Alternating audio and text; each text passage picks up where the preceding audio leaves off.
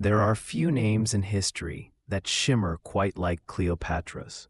To speak it aloud is to summon visions of golden thrones, whispered betrayals, perfumed air thick with intrigue, and the glittering twilight of an empire. Cleopatra, the seventh Philopator, last of the Ptolemies, ruler of Egypt, and one of the most enigmatic figures ever to walk the earth, remains both a legend and a riddle. Her story is painted with beauty and intellect, seduction and politics, but at its end lies a mystery that time itself seems reluctant to fully reveal: the final days before her death. It was August of 30 BCE. Alexandria, once the radiant jewel of the Mediterranean, stood in ruins of heartbreak and fear. The Romans had come, led by Octavian, the calculating heir of Julius Caesar. Cleopatra's lover, Mark Antony, was dying, his armies crushed. The once mighty Egyptian queen found herself cornered in her marble palace, surrounded by her loyal attendants and the crumbling symbols of her reign. Yet those who imagine Cleopatra's final hours as mere despair misunderstand her. This was a woman raised to think like a god and rule like a strategist. Her death, as much as her life, was carefully staged. Every moment was orchestrated to leave behind an image of sovereignty, to ensure that even in defeat she would control the story. But what truly happened in those last days? Did Cleopatra choose death freely, or was her hand forced by Rome's tightening grip? Was the fabled asp, the serpent said to have delivered her from humiliation, merely a tale of theater and politics? The accounts left behind by Roman historians, so full of contradiction and contempt, have made it difficult to separate truth from propaganda. Yet through fragments of papyrus, temple carvings, and the faint echo of eyewitness memory, a darker, more intricate picture emerges. It is a story of ritual and pride, of desperation disguised as divinity, of poison and power, and above all, of a queen determined to end her life on her own terms. Cleopatra's last days were not simply the closing of a life, but the final act of a ruler who understood that symbols can outlive empires. And so, as we step softly through the final days of Egypt's last pharaoh, we walk through corridors filled with incense and silence, where shadows stretch long over alabaster floors, and history itself seems to hold its breath. Section 1. The Fall of a Goddess. By the summer of 30 BCE, Cleopatra's once vast influence was reduced to the echoing halls of her palace in Alexandria. The city that had once dazzled scholars and traders alike was now a city of whispers. The sea outside the royal harbor lay unnaturally still, its blue waters reflecting the tension in the air. Rumors rippled through the streets. Antony was dead, the Romans were coming, and the queen had sealed herself away. In truth, Cleopatra had already begun preparing for her end long before Antony's final collapse. For months, she had stockpiled treasure, secured her children, and sent coded messages to loyal agents across the Nile Delta. She knew that Octavian, the cold and ambitious Roman commander, would not rest until Egypt was his. But Cleopatra also knew that her life and death held immense political value.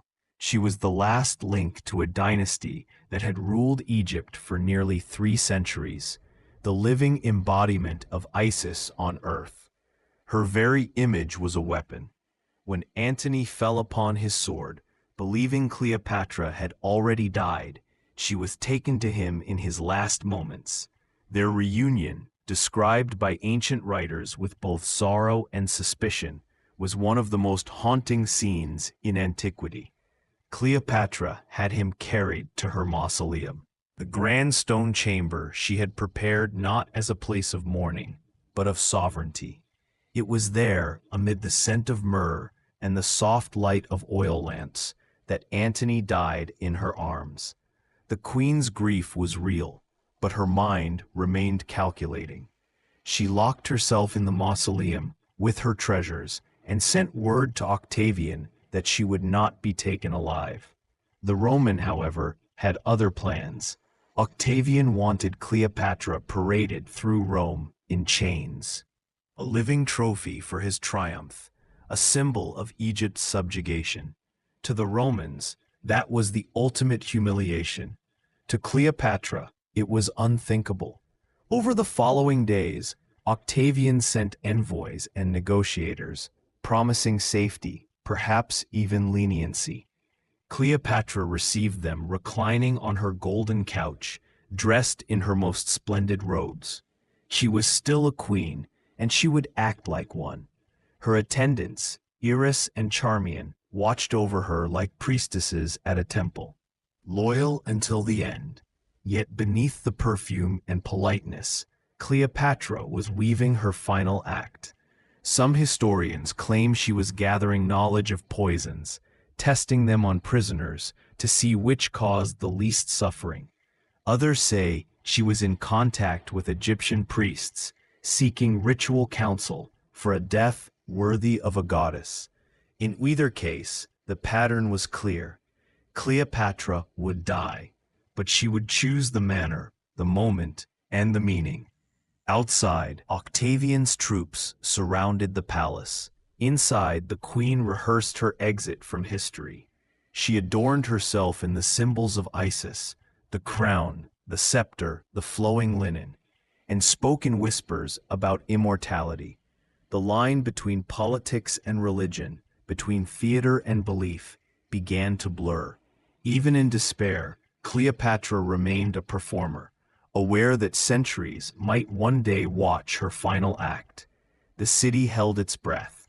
Servants scattered like ghosts, carrying orders, jewels, and sealed papyrus scrolls.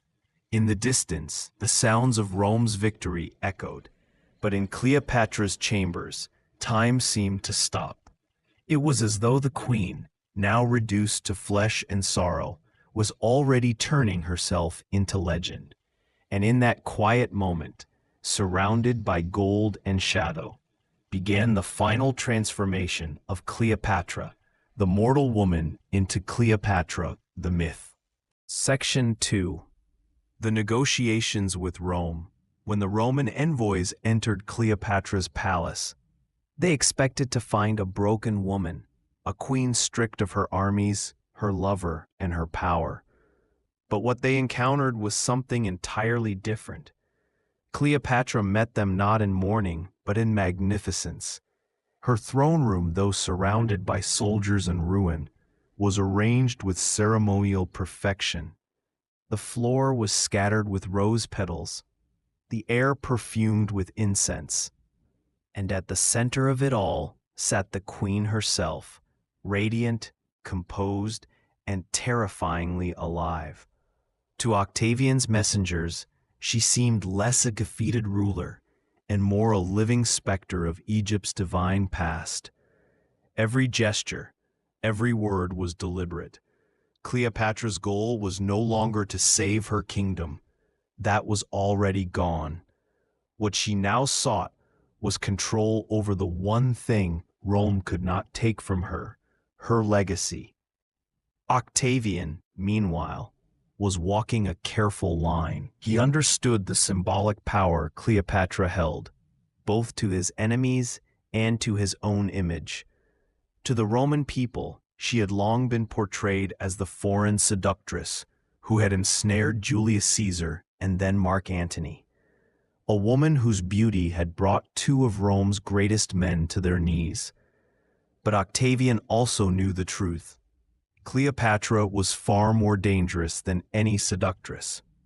She was intelligent, educated in philosophy, politics, and languages, and she wielded charisma like a weapon.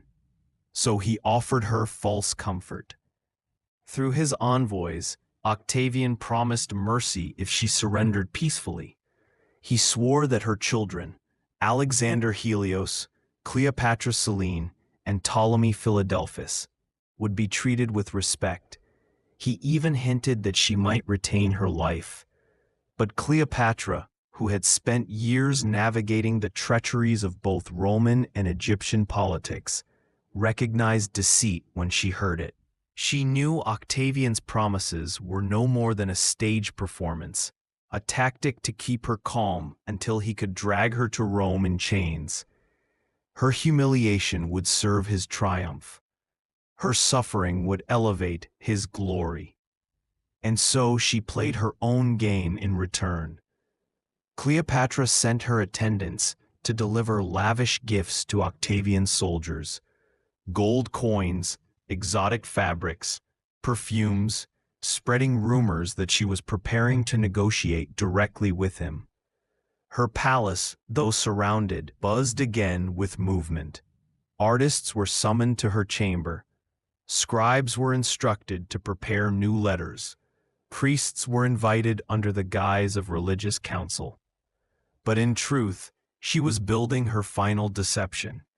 According to some ancient accounts, Cleopatra even began rehearsing how she would meet Octavian, what she would wear, how she would speak, and how she might still enchant him, as she had once enchanted Caesar. Whether this was an act of diplomacy or one last manipulation, none can say. Yet, beneath the elegance of her performance, a dark certainty was taking root. She would not live to be paraded through the streets of Rome. The days that followed were heavy with tension. Octavian arrived in Alexandria and sent word that he would visit the queen. Cleopatra received him in the grandeur of her throne room, her golden diadem gleaming faintly in the light of oil lamps. She wore the robes of Isis once again, her gestures slow, deliberate, ceremonial. Every motion was meant to remind Octavian and the Roman witnesses that she was not a mere ruler, but a living goddess. Their meeting has been described in many ways, colored by the politics of the writers who recorded it. Plutarch, writing a century later, imagined Cleopatra falling to her knees, her voice trembling with despair. Dio Cassius painted her as a manipulative actress, weeping and pleading for her children. Yet somewhere between these extremes lies a more haunting truth. Cleopatra, at that moment, was both the desperate mother and the divine queen. She spoke of her children's futures, of mercy, of the honor due to royalty. But beneath her words, her mind was fixed on something deeper. She was studying Octavian, weighing his tone, his eyes, his restraint. She knew he was unmoved. The young Roman leader was not Antony. His heart was a closed door, his ambition a blade. As the negotiations dragged on, Cleopatra realized that there would be no deal. Octavian planned to return to Rome with Egypt as his prize and Cleopatra as his trophy. He made that clear not with threats, but with silence, a silence colder than any sword. That night, Cleopatra retreated to her mausoleum once again. The great stone chamber was filled with treasures: golden statues, silver urns, emerald rings, and delicate jars of perfume. But among these symbols of wealth lay something else: small boxes of herbs, ointments, and vials prepared by her physicians. Whether these were poisons or potions, no one could be certain. Cleopatra's preparations had reached their final stage. According to one surviving account, she told her attendants, "If I cannot rule in life, I shall rule in death." It was a statement not of vanity, but of mastery. Cleopatra understood that Octavian's power was built on narrative, the way stories could turn men into gods. She would write her own ending before Rome could write it for her. As days passed, the palace grew quiet. Octavian grew impatient. He demanded that Cleopatra accompany him to Rome, and she pretended to agree. She asked only that she might offer one last sacrifice at the tomb of Antony. Octavian, sensing no danger, granted her wish. It was a fatal permission. The queen, robed in white linen and adorned with her finest jewels, entered the mausoleum for the final time. Her servants carried baskets of flowers, vessels of wine, and what appeared to be fruit, though within, something far more dangerous was hidden. Cleopatra spent hours inside, praying, writing, perhaps weeping. When Octavian's guards finally arrived, the doors were sealed. Inside, the last queen of Egypt was preparing to die, and with that, the final act of negotiation was complete. Not one between monarchs, but between life and legend. Cleopatra had made her choice. She would not be conquered. She would transcend. Section 3. The Death Chamber. Cleopatra's Final Hours. The mausoleum stood silent in the thick Alexandrian air, a monument of stone and shadow, built not merely to hold death, but to sanctify it. Inside, the air was cool and scented faintly with lotus and myrrh. Oil lamps flickered against the walls, their light catching on gold and alabaster, illuminating the treasures of a vanished dynasty. And in that dim, sacred space, Cleopatra prepared to meet eternity. She had ordered that the chamber be closed to all but her most trusted attendants. Outside, Octavian's guards stood watch, unaware that the queen had already escaped their grasp. Within, 3 women moved like figures in a ritual: Eros, Charmion, and Cleopatra herself. The queen's voice was low, steady, and strangely calm as she directed the final preparations. To the ancient Egyptians, death was never an end. It was a passage, a crossing into the field of reeds, where the soul would live again in beauty and light. Cleopatra, who had studied the rites of her ancestors, understood the symbolism intimately. Every act she performed now was both farewell and invocation. She would not die as a captive of Rome. She would die as Isis, serene, divine, unbroken. On a low stone table lay the instruments of her decision: baskets of fruit, vessels of wine, and among them a small, ornate box. According to the legends that would later bloom from this moment, inside that box hid her final ally, a serpent, coiled and silent, its scales shimmering like burnished bronze. The asp, sacred to Egypt, symbolized both life and death, regeneration and divine protection. To die by its bite was to join the gods themselves. But the truth, as with all things about Cleopatra, is veiled in mystery. Some said it was no serpent at all, but a vial of poison mixed from her own apothecaries, a concoction of hemlock, opium, and aconite, chosen to bring a swift and graceful end. Others whispered that she tested several venoms on condemned prisoners, observing their effects with a scientist's precision until she found one that promised peace instead of agony. What is certain is that Cleopatra's final act was not a frenzy of despair, but a carefully staged ritual, the last scene in a life defined by performance and power.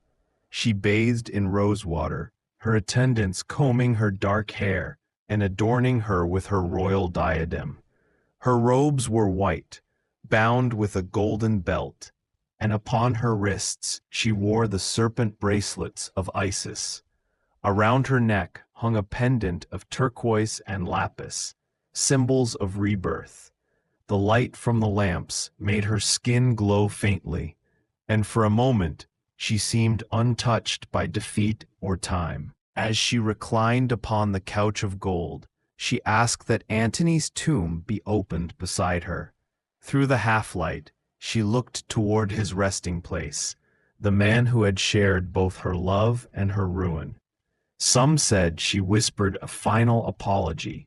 Others believed she smiled, knowing that in death they would at last be equal. Her two attendants, Immerse and Charmian, stayed near her, loyal even as the end approached. They poured wine and burned incense, chanting soft hymns in the language of the old gods, words few Romans would have understood. It was both prayer and defiance, a final claim to a world Octavian could never conquer. When the moment came, there was no scream, no struggle, only silence. Whether it was the asp that struck or the poison that flowed, death came swiftly. Plutarch wrote that Cleopatra lay down with dignity and grace, as if falling asleep. Her attendants followed soon after, Immerse dying at her feet, Charmian adjusting her mistress's crown with trembling hands before collapsing beside her. When Octavian's soldiers finally broke down the doors, the scene they found would become legend. Cleopatra lay upon her couch, dressed as a goddess, serene and untouched, her beauty undimmed. In one hand she held a scepter. At her feet, the lifeless asp, or perhaps a broken vial, gleamed in the lamp's dying light. The attendants lay beside her, as if guarding their queen even in death. Octavian himself entered the room, expecting to find a prisoner. Instead, he found a tableau. The queen had cheated him. She had robbed him of his final victory, turning her death into a masterpiece that would haunt the ages. Roman historians, seeking to vilify her, wrote of vanity and seduction. They could not comprehend that what Cleopatra achieved in that moment was something far greater, sovereignty over her own fate. She had transformed her death into the ultimate act of control, a political statement, a poetic rebellion, and a divine ascension all at once. In the stillness of the tomb, her legend began to grow. The flicker of the lamps reflected off gold and gems, casting patterns across her face like serpentine shadows. It was as if the goddess Isis herself had descended to reclaim her daughter. Outside, the Roman soldiers whispered in awe. Even Octavian, hard-hearted as he was, is said to have been moved by the sight. He ordered her body buried with honor beside Antony's, perhaps out of respect, or perhaps because he knew that even in death, Cleopatra's story would outshine his own. And so she passed, not into oblivion, but into eternity. The marble of her tomb would crumble in time, her city would fade, her treasures scattered. But the image of the queen, proud, cunning, radiant, dying on her own terms, would survive every empire that followed. Even centuries later, when her tomb had been lost to sand and memory, the question of how Cleopatra truly died remained one of history's most enduring mysteries. Was it the asp, the vial, or something no one would ever uncover? Perhaps that ambiguity was her final spell, a way to ensure that her name would never cease to stir wonder and debate. In that sense, Cleopatra achieved something no conqueror ever could. She won immortality not through armies or monuments, but through story. Her death, poised between fact and legend, became her crown, and her silence her greatest speech. Section 4, The Aftermath, Rome's Reaction and the Making of a Legend. When Cleopatra drew her last breath, the air in Alexandria seemed to change. Outside the tomb, the wind carried a strange quiet, the kind that follows after a storm. The city, which had once echoed with the sounds of chariots and merchants and laughter by the sea, now fell into an uneasy stillness. The Queen of Egypt was dead, and with her, an entire world had ended. Word of her passing spread quickly, carried on whispers and hurried footsteps through the marble corridors of the royal palace. When Octavian, soon to be Augustus, received the news, he did not smile. Those who were present that day would later say his expression was unreadable. He had planned to parade Cleopatra through the streets of Rome, bound in golden chains, the final symbol of his triumph over the East. Now, that spectacle was gone, replaced by a quiet, haunting legend he could neither own nor erase. The scene inside the mausoleum remained burned into the memory of those who witnessed it. Octavian entered the chamber slowly, his footsteps echoing against the stone. The smell of incense and myrrh still lingered in the air. The lamps were nearly extinguished, their flames reduced to trembling embers. And there she was, Cleopatra, lying as if in repose, adorned in royal silk and gold, her features soft, her expression peaceful. Even in death, she defied defeat. Octavian studied her for a long time, perhaps realizing that what he saw was not merely a corpse, but a symbol, one that would haunt Rome for centuries. Cleopatra's death had robbed him of victory's theater. He had conquered Egypt, but not its queen's spirit.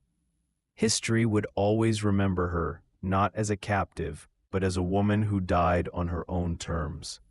He ordered her body to be buried beside Antony's, a decision that puzzled some of his men. Why grant such an honor to enemies of Rome? Perhaps he understood that denying Cleopatra that final wish would not diminish her. It would only make her legend burn brighter. Others believed it was a gesture of political theater, a way of closing their story in symmetry. The tragic lovers reunited in death beneath Egyptian stone. The funeral itself was a quiet affair. Few witnesses recorded it, but ancient sources hint at its majesty. Her attendants, the remaining priests of Isis, and a small group of loyal Alexandrians prepared her for the journey into eternity.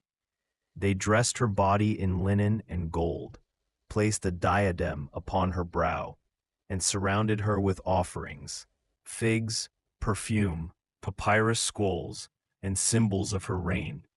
Some say a tiny model of the asp was placed near her heart, to guide her soul into the afterlife. As her tomb was sealed for the last time, Egypt itself seemed to sigh. The Ptolemaic dynasty, which had ruled for nearly 3 centuries, was no more.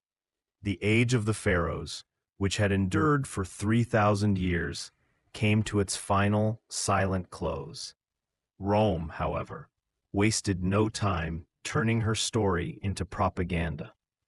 Octavian's poets and historians began crafting a new version of Cleopatra, one that fit neatly into Rome's narrative of conquest and morality.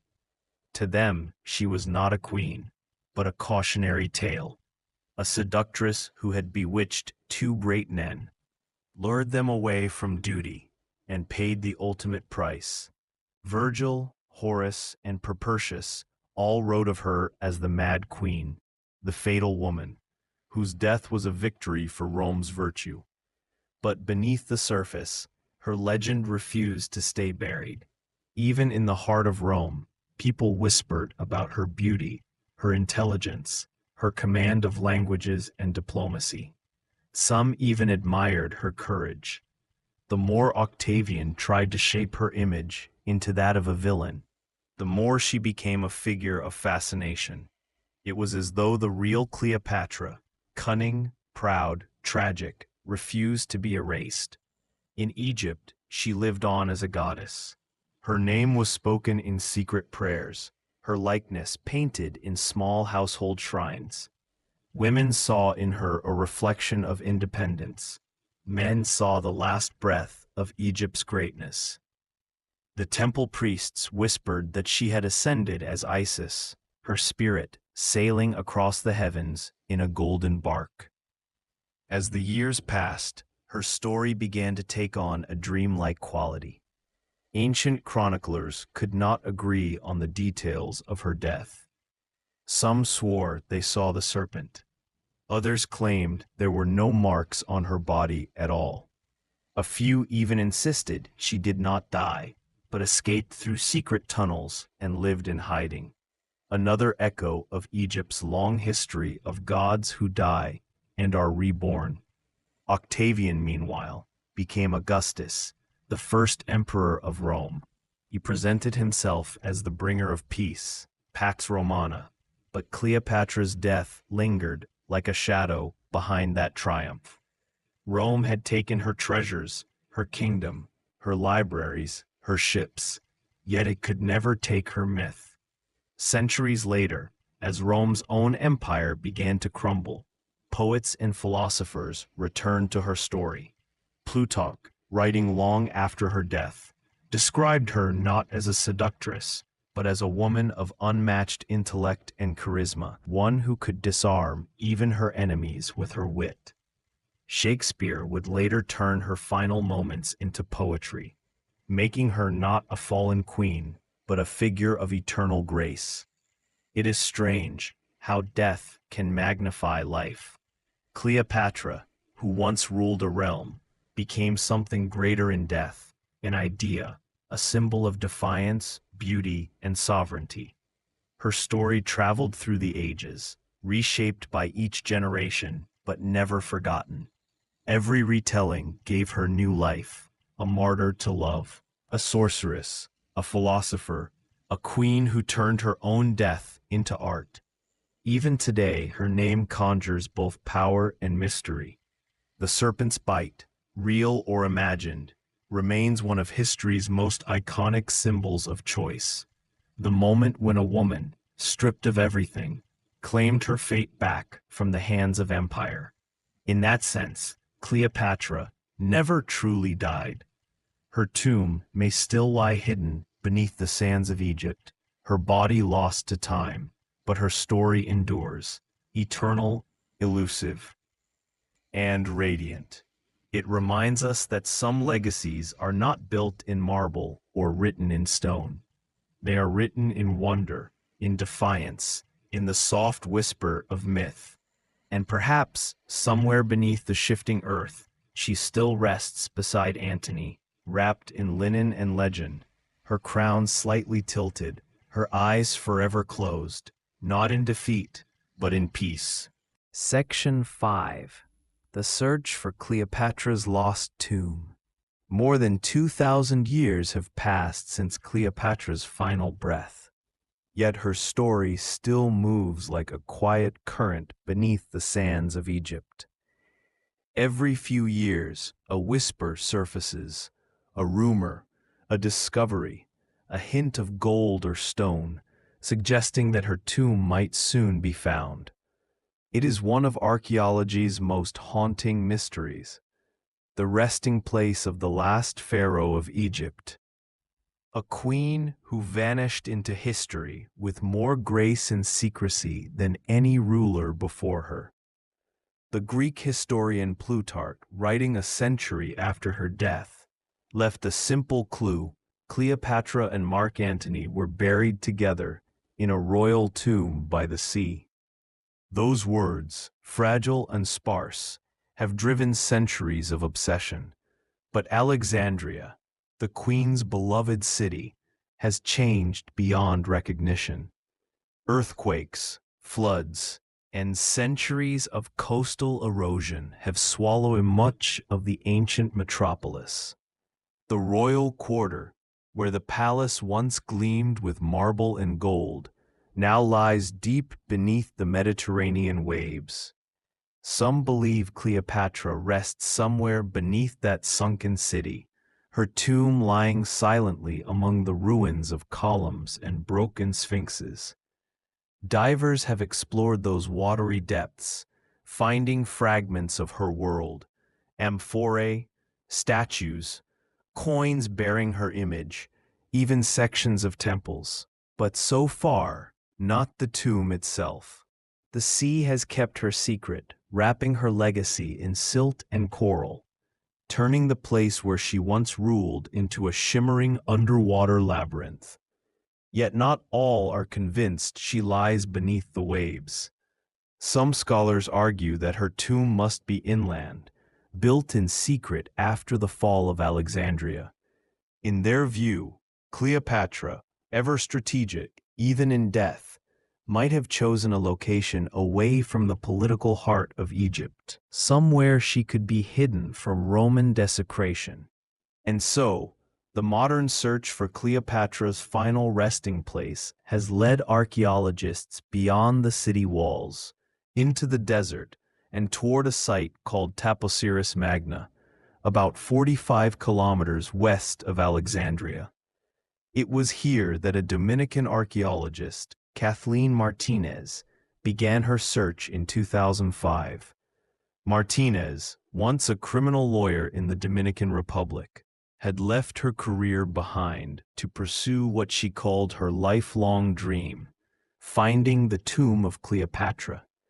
Her theory was bold and unconventional, that the queen, a devout follower of the goddess Isis, had chosen to be buried within a temple dedicated to her divine counterpart. Taposiris Magna, the great tomb of Osiris, sits on a windswept plateau overlooking the sea, a fitting place for a queen who styled herself as the earthly Isis. The temple ruins, weathered by centuries of sand and sun, still carry an aura of sacred mystery. Beneath its foundations, tunnels stretch deep into the earth, some collapsing, others still sealed. In these tunnels, Martinez and her team have uncovered dozens of ancient artifacts that hint at a royal connection. Coins bearing Cleopatra's profile, statues of Isis, a carved alabaster head with the delicate features of a queen, and a cemetery filled with perfectly preserved mummies facing toward the temple, as if waiting for someone greater to join them. For nearly 2 decades, Martinez has continued her search, often described as equal parts archaeology and devotion. Cleopatra was a woman ahead of her time, she once said in an interview. She was intelligent, powerful, and spiritual. She would have chosen her resting place with purpose. Her belief is that Cleopatra saw herself as both ruler and goddess, and therefore would have wanted her tomb aligned with both the stars and the gods she revered. In 2022, her team made what could be the most tantalizing discovery yet: a long, sealed tunnel, nearly 1,300 meters long and buried 13 meters underground, running directly beneath the temple. It was carved from solid rock and described as an engineering miracle. Some experts called it the geometric twin of the Tunnel of Eupalinos in Greece. Within its walls, archaeologists found coins, pottery, and evidence of ceremonial offerings, all from the Ptolemaic era, Cleopatra's time. Could this be the hidden path leading to her tomb? The discovery sparked a wave of global excitement as cameras and researchers descended upon the site. The tunnel, flooded in sections and partially collapsed, seemed almost deliberately hidden, as if time itself were guarding its secrets. Martinez, undeterred, pressed on. She believes that Cleopatra's tomb may lie at the end of that tunnel, possibly connected to a network of underground chambers or even a hidden lake. If true, it would mean that Cleopatra chose her burial site not only for its spiritual significance, but also for its concealment, a final act of defiance against Rome's reach. Skeptics, however, remain cautious. Many Egyptologists argue that the evidence, while intriguing, is circumstantial. They remind us that Taposiris Magna was one of many temples dedicated to Isis, and the presence of Ptolemaic-era relics does not guarantee royal remains. But even the skeptics admit, the discoveries are extraordinary. The architecture, the alignment of the tunnels, and the quality of artifacts all suggest that someone of immense importance was laid to rest nearby. There is also something poetic, almost cinematic, about the search itself. Martinez, standing amid the dust and sunlight of the Egyptian desert, has become a kind of modern reflection of Cleopatra, a woman driven by intellect, passion, and determination in a world still dominated by male historians. "Cleopatra has called me," Martinez once said softly, "and I am listening." Whether or not her theory proves true, the search has already unearthed something profound. It has rekindled the world's fascination with Cleopatra, not just as a figure of beauty or tragedy, but as a symbol of timeless mystery. The possibility that her tomb remains hidden, somewhere beneath sand, stone, or sea, keeps her story alive in ways no discovery could ever end. And so the search continues. Teams return year after year to Taposiris Magna, diving deeper into the earth, following tunnels and shafts through the silence of millennia. Each fragment they uncover, a fragment of gold leaf, a broken statue, a funerary amulet, feels like a whisper from the past, a reminder that Cleopatra's story is not finished. Perhaps that is how she intended it. Perhaps she knew that her legend would grow stronger if her resting place remained a mystery. For as long as people search, she will never truly be gone. Her image, her spirit, her story will continue to shimmer between fact and myth, the queen who chose her fate, and in doing so, chose eternity. Section 6. Cleopatra in Myth and Memory. From Pharaoh to Immortal Icon. When Cleopatra died in 30 BCE, the world didn't just lose a queen, it gained a myth. From the very moment of her death, she stopped being only a woman and became a symbol, a mirror that each generation would look into and see something different. Her story was written and rewritten, shaped by conquerors, poets, painters, and filmmakers alike, until she became more legend than flesh. The Cleopatra we know today is a creation layered over time, part truth, part illusion, part reflection of humanity's endless fascination with power, love, and beauty. After her death, the Romans seized control of Egypt, and with it, Cleopatra's image. To them, she was a cautionary tale, a queen whose charm and cunning had nearly undone the might of Rome itself. Writers like Plutarch and Cassius Dio painted her as dangerously seductive, a woman who bewitched men into ruin. This version of Cleopatra, the enchantress, the femme fatale, was not written by those who knew her, but by those who feared what she represented, the power of intellect and femininity combined. It was easier for Rome to turn her into a myth than to acknowledge her as a strategist, a linguist, and a ruler who kept Egypt independent for 2 decades amid the empire's hungry expansion. In truth, Cleopatra was a scholar as much as a sovereign. She spoke at least 9 languages, wrote treatises on medicine and philosophy, and was the only Ptolemaic ruler to learn the Egyptian tongue of her people. She didn't merely adorn herself with luxury, she used it as theater, as diplomacy, as art. Yet as centuries passed, that nuance faded, replaced by romanticized depictions that were more concerned with her beauty than her brilliance. During the Middle Ages, Cleopatra's story took on a moral tone. In European texts, she became an example of sinful vanity and female weakness. Artists depicted her death not as a tragedy of love and politics, but as divine punishment for pride.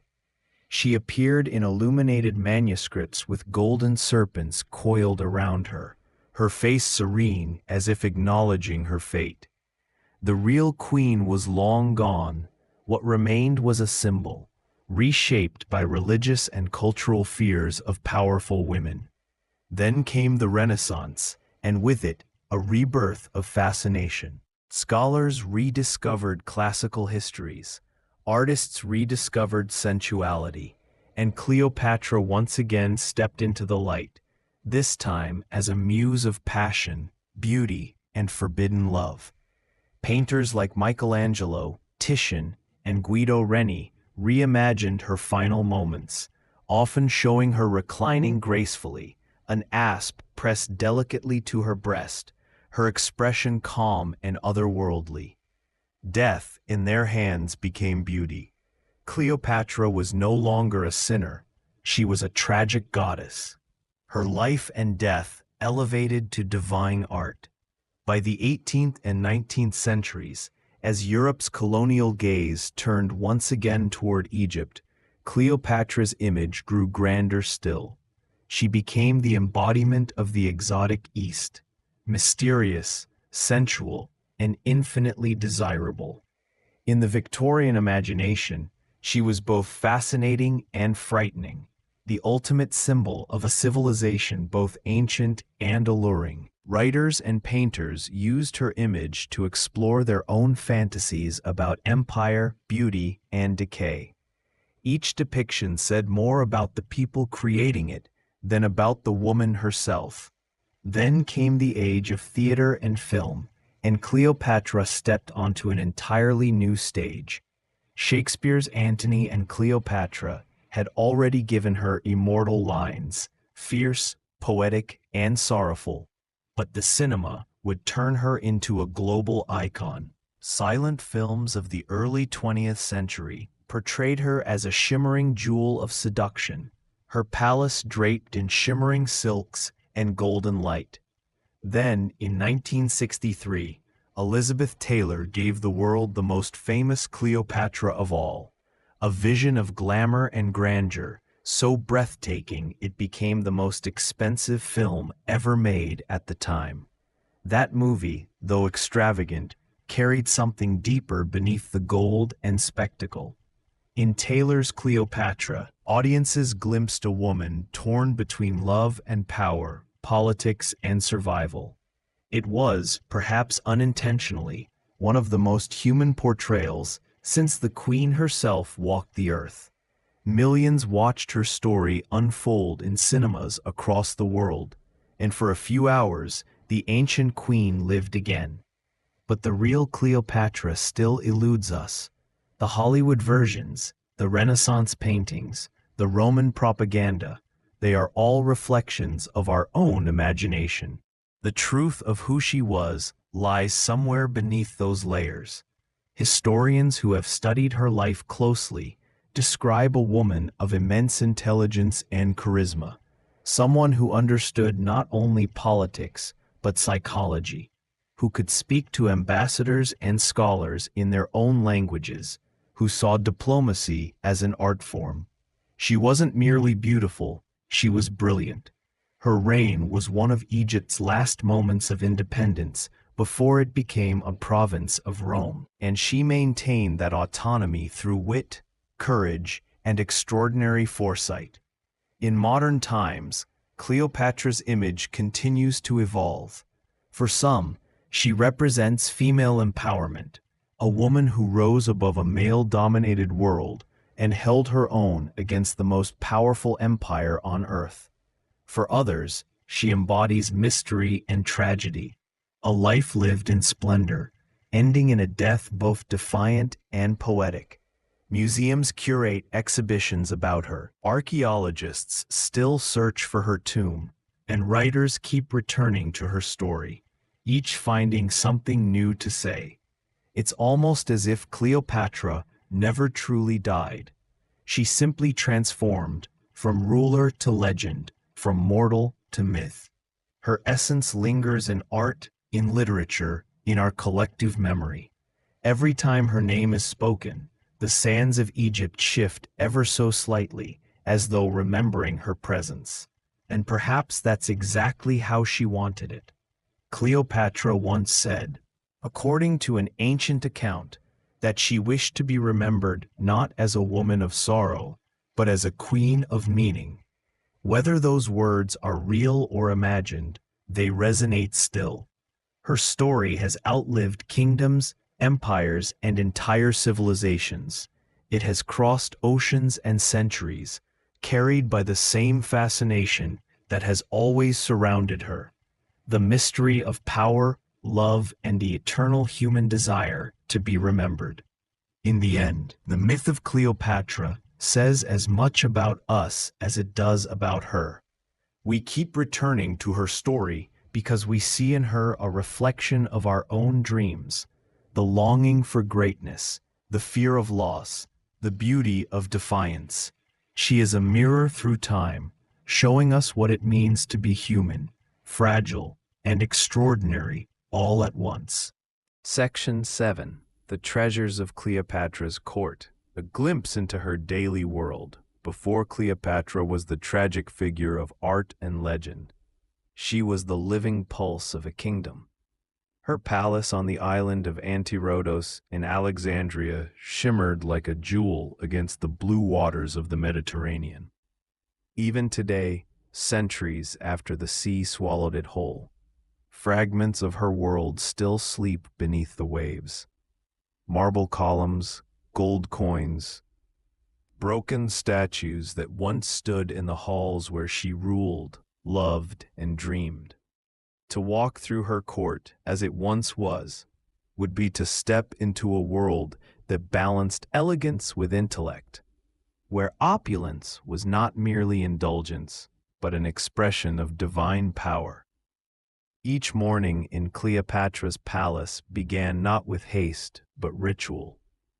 The queen's attendants, often dressed in fine linen dyed with rare Tyrian purple, would open the carved wooden shutters, letting in the soft golden light of dawn. The scent of lotus oil and myrrh floated through the air as servants poured water scented with rose petals over polished alabaster basins.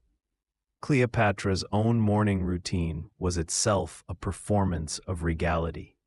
A moment when she became, in her people's eyes, not merely a woman, but the living goddess Isis. Her cosmetics table, carved from ivory and inlaid with lapis lazuli, was lined with jars of crushed minerals and fragrant oils. Ancient Egyptian recipes describe face creams made of honey, milk, and sea salt, meant to soften the skin under the fierce desert sun. The famous kohl, a dark eyeliner made from galena and malachite, framed her eyes not only for beauty but for protection, believed to ward off evil spirits and the sun's glare. She would choose her jewelry carefully, heavy collars of gold and turquoise, delicate serpent-shaped bracelets coiling around her arms, each symbol holding power and meaning. But Cleopatra's beauty was only one facet of her identity. Beyond her private chambers, the air of the palace buzzed with diplomacy, philosophy, and art. Scholars from across the Hellenistic world came to Alexandria to study under her patronage. The great library of Alexandria, though past its prime during her reign, still drew thinkers and poets, people Cleopatra herself invited to her court. She could debate politics with Roman envoys in Latin, then switch effortlessly to Greek to discuss astronomy or medicine with her scholars. Her court was a symphony of languages, Egyptian priests chanting hymns to the gods, Greek philosophers arguing over the nature of the soul, Roman emissaries whispering among themselves, trying to decipher the enigmatic woman who ruled this empire of light. Music drifted through the corridors, flutes, harps, and the deep rhythm of drums that echoed during nightly feasts. And yet, despite the grandeur, Cleopatra's palace was more than spectacle. It was designed as a reflection of her vision, that Egypt could stand not as Rome's shadow, but as a beacon of intellect and beauty. The architecture of her world reflected that ideal. The palace was built with a blend of Greek and Egyptian design. Towering columns, open courtyards, walls painted with scenes of the Nile's abundance. Statues of Horus and Anubis stood alongside busts of Greek philosophers, symbols of a culture that refused to be one or the other.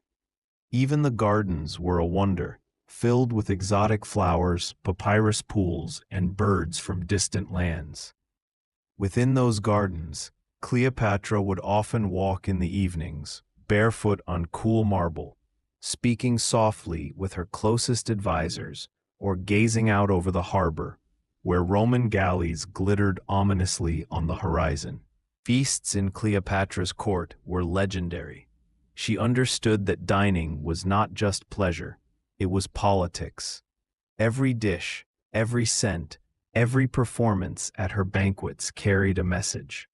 Her guests might dine on roasted peacock, figs filled with honey and nuts, and wine from the best Greek vineyards, served in cups of onyx and silver. But the true power of those feasts was in their orchestration, in the way Cleopatra commanded the attention of her guests. Weaving words like music, ancient writers say she could make even silence feel meaningful, that when she entered a room, conversations softened as though the air itself recognized her presence. She also loved to astonish. One of the most famous stories, though part legend, tells of a banquet where she dissolved one of her priceless pearl earrings in vinegar and drank it. A demonstration of her unmatched wealth and confidence. Whether or not it truly happened, the story reveals the essence of her strategy. Cleopatra used wonder as a weapon. In a world ruled by men, she ruled by awe. But not every corner of her court glimmered. Behind the veils of silk and scent of incense, politics simmered like a storm. Cleopatra's alliances were as fragile as glass. Her relationship with Julius Caesar had brought her power and enemies. After his death, her union with Mark Antony bound her fate even closer to Rome, but also deepened the divide between her people and her conquerors. Her palace, beautiful as it was, stood on shifting sands. Each decision carried the weight of her dynasty's survival. Still, she never surrendered to fear. Even as Roman influence grew, Cleopatra continued to govern Egypt with skill. She oversaw trade routes that brought spices, glass, and grain from across the known world. Her navy patrolled the Red Sea. Her coinage carried her image crowned with the royal diadem, a symbol of divine sovereignty. In her court, art flourished. Sculptors crafted lifelike portraits of her. Poets recited verses comparing her to the stars, and philosophers recorded her ideas about governance and destiny. In her private moments, Cleopatra found solace in ritual and reflection. She was deeply spiritual, devoted to Isis, the goddess of magic, motherhood, and rebirth. Each evening, she would offer incense and prayers, asking for protection, wisdom, and the strength to guide her people through uncertainty. The same hands that held scrolls of philosophy also traced hieroglyphs in prayer, symbols that had bound her ancestors to eternity. It is strange to imagine that a woman surrounded by such luxury lived under constant pressure, knowing that each decision could seal her empire's fate. But perhaps that is what makes Cleopatra's story so enduring. She wasn't simply the embodiment of beauty or power. She was human, facing the impossible with grace. Her palace was not merely stone and gold. It was the manifestation of her will, her intellect, and her belief that art and politics could coexist in harmony. Today, when divers uncover pieces of her lost palace beneath the harbor of Alexandria, Fragments of her statues, shattered columns, tiny beads from royal jewelry. It feels as if the sea itself is whispering her memory back to us. Each artifact, however small, tells a story not just of wealth, but of intention. Cleopatra built her world like a poem, every line deliberate, every gesture meaningful, every detail touched by purpose. In the shimmering candlelight of her court, between the scent of lotus oil and the sound of distant waves, one might imagine her still, speaking softly to her scholars, laughing at a poet's clever verse, her eyes alive with both knowledge and mystery. The last pharaoh, surrounded by the treasures of a dying world, holding together an empire with nothing but her mind and her presence. Section 8. The Fall of a Queen, Cleopatra's Final Gamble. As the sun rose over Alexandria, its golden light touched the city that Cleopatra had ruled with grace, intelligence, and unmatched charisma. Yet beneath the beauty of her capital, tension coiled like a serpent, ready to strike. The power dynamics of the Mediterranean were shifting violently. Rome, once an ally, was now a looming force that threatened to consume everything she had worked so tirelessly to preserve. Her court, once filled with the laughter of scholars and the rustle of silk, had grown tense and shadowed, every whispered word carrying political weight. The queen, ever astute, understood that her reign would not end peacefully, and so she prepared her final moves with the precision of a chess master whose pieces were her kingdom, her allies, and her very survival. Cleopatra's relationship with Mark Antony, her Roman consort and co-ruler, was central to her strategy. Together, they sought to form a power bloc that could withstand Octavian's encroaching forces. But the weight of history bore down on them. Antony's earlier victories against Rome had been celebrated, but his failure to secure absolute support left him vulnerable. Cleopatra, aware of Antony's fragile position, knew that she must navigate both love and politics with careful calculation. Her palace, usually a sanctuary of intellect and culture, became a command center where naval maps were studied, messengers dispatched, and alliances weighed like precious metals. The queen's intelligence was legendary, and it shone brightest in times of crisis. She meticulously organized fleets, coordinated supplies, and ensured that her forces could mobilize at a moment's notice. Every vessel, every soldier, every grain of food was accounted for. Alexandria itself was fortified, its walls gleaming in the sunlight, its harbors bustling with preparations. Cleopatra understood the stakes. If Antony fell, Egypt might be next, and her own life would hang in a delicate balance between diplomacy and despair. Yet Cleopatra was no stranger to risk. Throughout her reign, she had maneuvered through countless political perils, from the intrigues of her own court to the ambitions of Roman generals. She was unafraid to take bold steps when necessary. In her mind, there was no room for hesitation, only strategy.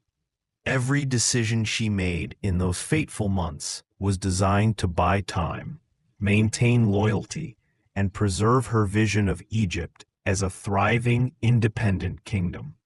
But as the fates would have it, Antony's fortunes began to falter.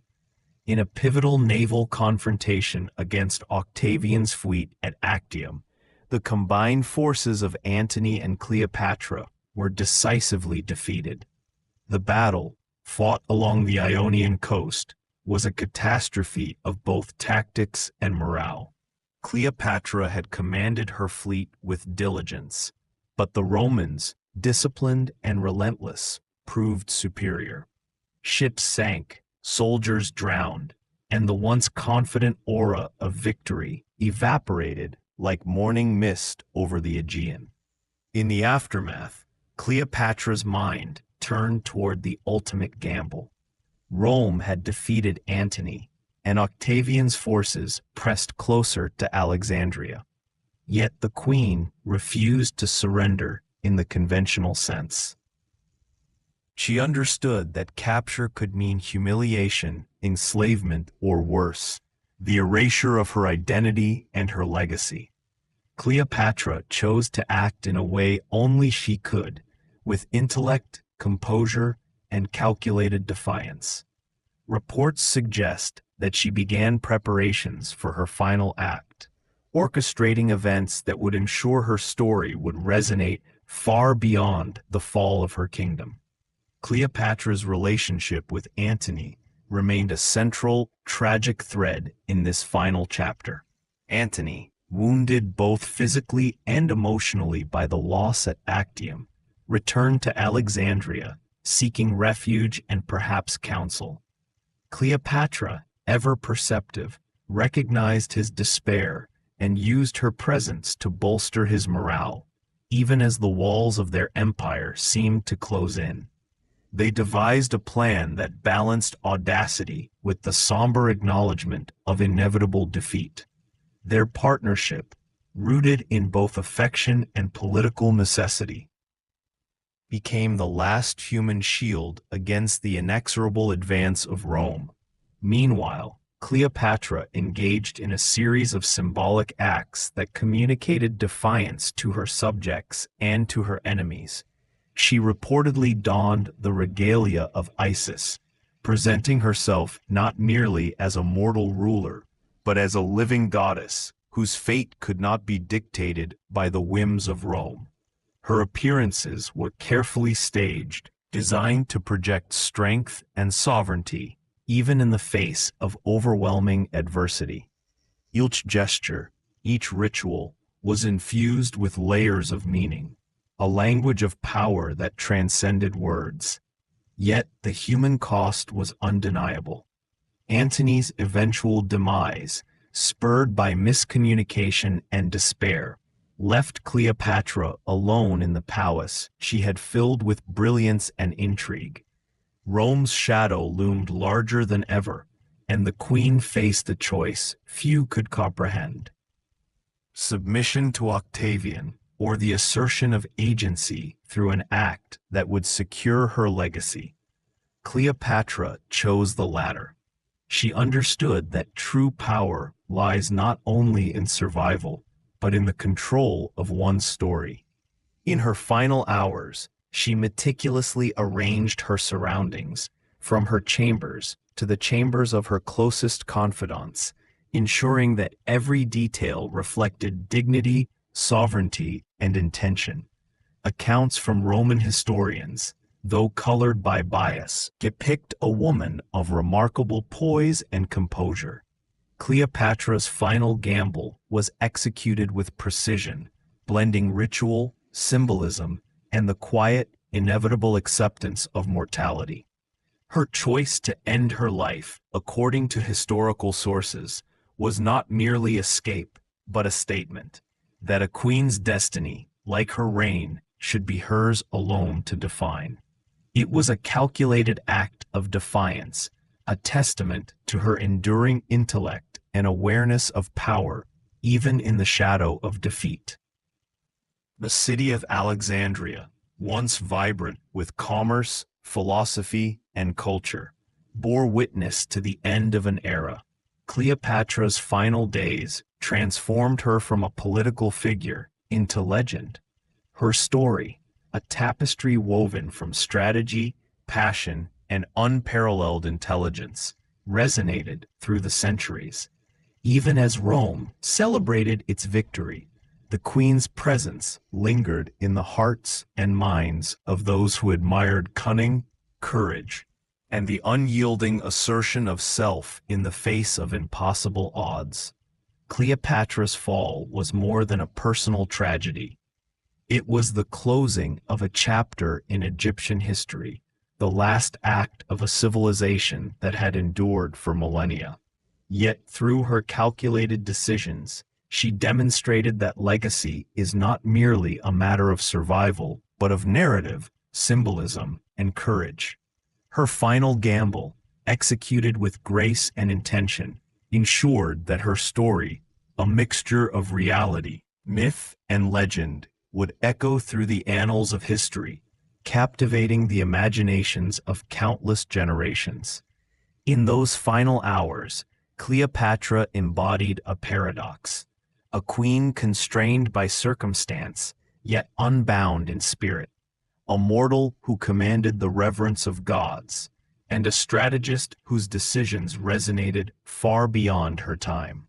The fall of a queen, though tragic, became immortalized, not merely through her death, but through the enduring memory of her intelligence, poise, and audacity. Section 9. The Aftermath. Octavian, Egypt, and the Legacy of Cleopatra. With Cleopatra's final act completed and the palace of Alexandria silent, the stage was set for a monumental shift in the Mediterranean world. Octavian, the future Augustus, had achieved what many thought impossible. He had subdued both Mark Antony and Cleopatra, effectively ending the era of Ptolemaic rule in Egypt. Yet, despite this victory, the aftermath was far from simple. Cleopatra's decisions, her intelligence, and her enigmatic presence left an indelible mark, one that shaped how Rome and indeed the world would remember her. Octavian's approach to Alexandria was methodical, combining military strength with political calculation. The city, once bustling with Egyptian culture and Hellenistic sophistication, now faced the weight of Roman governance. Scholars, merchants, and artisans watched as the banners of Rome unfurled over the harbors, signaling a new era. But even as Octavian sought to consolidate power, he could not ignore the cultural and symbolic significance of Cleopatra's legacy. Her reign had been marked by innovation, diplomacy, and an unmatched ability to navigate the treacherous waters of both Egyptian and Roman politics.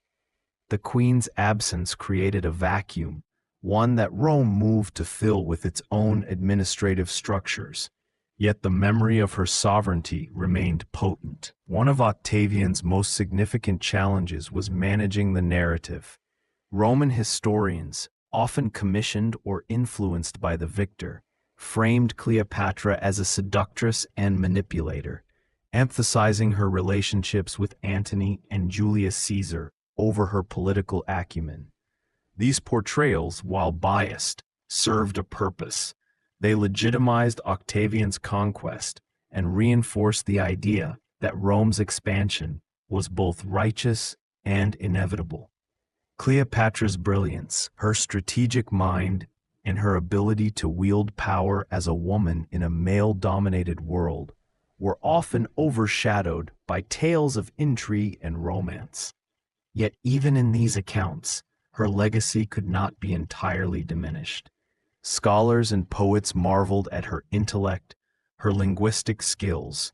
She reportedly spoke multiple languages fluently, and her capacity to command loyalty from diverse factions within her kingdom. The immediate consequences of Cleopatra's death were political as well as cultural. Egypt was transformed into a Roman province, with Octavian appointing governors and restructuring taxation to integrate the region into the empire. The Nile, which had long symbolized fertility and abundance, became a conduit for Roman authority. Egyptian temples continued to operate, but under the watchful eye of Roman officials. The economy, previously dominated by Ptolemaic administration, now flowed into Rome's coffers. Grain shipments, previously under Cleopatra's careful control, were redirected to supply the growing city of Rome, ensuring that the empire's population and its armies remained fed and loyal. Cleopatra's foresight in organizing these resources during her reign underscored her enduring influence, Even in death, her policies shaped the logistics of an empire. Culturally, Cleopatra's demise marked the end of a unique Hellenistic Egyptian fusion. Alexandria, a city of scholars, philosophers, and merchants, retained its intellectual vibrancy, yet it now operated within the framework of Roman law and politics. Cleopatra's court, known for hosting thinkers, astronomers, and artists, left a legacy of patronage that inspired subsequent rulers and scholars alike. Her commitment to knowledge, innovation, and the arts created ripples that would persist through centuries, influencing both Roman culture and the broader Mediterranean world. The psychological impact on Rome was equally profound. Cleopatra's dramatic end, shrouded in legend, involving her rumored use of an asp to take her life, captured imaginations. Her death became a symbol of the ultimate exercise of personal agency in the face of overwhelming power, and it carried a dual message, a warning to Rome's enemies and a testament to her indomitable spirit. While Octavian consolidated power, he could not erase the cultural memory of Cleopatra's reign, nor the fascination it inspired. Artists, playwrights, and historians would revisit her story for generations, interpreting her life and death through lenses of power, seduction, intelligence, and tragedy. Octavian's handling of the aftermath demonstrated both strategic foresight and political pragmatism. He carefully controlled the narrative, using propaganda to highlight his victory, while downplaying Cleopatra's brilliance. Yet, the Queen's legend continued to resonate, partly because of its dramatic nature, and partly because of her unmatched influence. Cleopatra's ability to navigate complex political landscapes, maintain alliances, and command loyalty had been unmatched in her time, and even in death, these qualities were acknowledged, albeit selectively, by her Roman successors. The personal dimension of Cleopatra's legacy also left a profound mark. Antony's death, closely intertwined with her own, underscored the human cost of political maneuvering and empire building. Their love story, tragic and intense, became inseparable from her public persona. In the eyes of contemporaries, Cleopatra was not just a political figure, but also a woman who exercised choice and intellect in a perilous world. Her story became a template for examining themes of power, love, and agency, elements that would inspire writers, historians, and artists across centuries. Even as Egypt transitioned fully into Roman control, the memory of Cleopatra informed the administration and cultural policies of her successors. Temples continued to honor the deities she had supported. Scholars preserved the knowledge she had encouraged, and the city of Alexandria remained a hub of learning and trade. Cleopatra's ability to blend political acumen with cultural sophistication created a blueprint for leadership that extended beyond her lifetime. Ultimately, the aftermath of Cleopatra's final days was a complex blend of conquest, administration, and myth-making. Octavian secured Rome's dominance, transforming Egypt into a province critical to the empire's prosperity. Cleopatra's life, however, became legend. Her intellect, strategic brilliance, and the audacity of her final decisions ensured that she would be remembered not just as a queen of Egypt, but as a timeless symbol of power, resilience, and the intricate dance between human agency and historical forces. In reflecting on these events, it becomes clear that Cleopatra's story did not end with her death. The political structures she navigated, the alliances she forged, and the cultural patronage she established continued to influence both Rome and the Mediterranean world. The aftermath of her reign illustrates the enduring impact of a ruler who understood that legacy is as much about narrative as it is about territory or wealth. Cleopatra's memory survived through the annals of history, inspiring fascination, admiration, and scholarly inquiry, cementing her status as one of the most enigmatic and influential figures of the ancient world. Section 10. The Roman View, Cleopatra through the eyes of historians. In the years following Cleopatra's death, Rome faced the delicate task of reconciling its conquest of Egypt with the extraordinary legacy of its last queen. The Roman perspective on Cleopatra was shaped not only by political necessity, but also by cultural attitudes and biases that would echo through history. Roman historians, senators, and poets were fascinated, and often unsettled, by the combination of intellect, political savvy, and personal charisma that Cleopatra had embodied. Understanding how Rome perceived her provides deep insight into both the historian's craft and the complex interplay between power, gender, and narrative in the ancient world. Octavian, who would soon become Augustus, recognized that controlling the story of Cleopatra's life was essential for consolidating his authority. In Roman eyes, she needed to be portrayed as a cautionary tale, a foreign queen whose seductive influence had destabilized Roman leadership and threatened the stability of the Republic. This political imperative led to the creation of a carefully curated narrative, one in which Cleopatra was described primarily as a temptress who ensnared Julius Caesar and Mark Antony. Her strategic intelligence, multilingual skills, and mastery of diplomacy were frequently downplayed or ignored, replaced instead by moralizing warnings about the dangers of female power and foreign allure. Historians such as Plutarch, Cassius Dio, and Suetonius became central figures in shaping this narrative.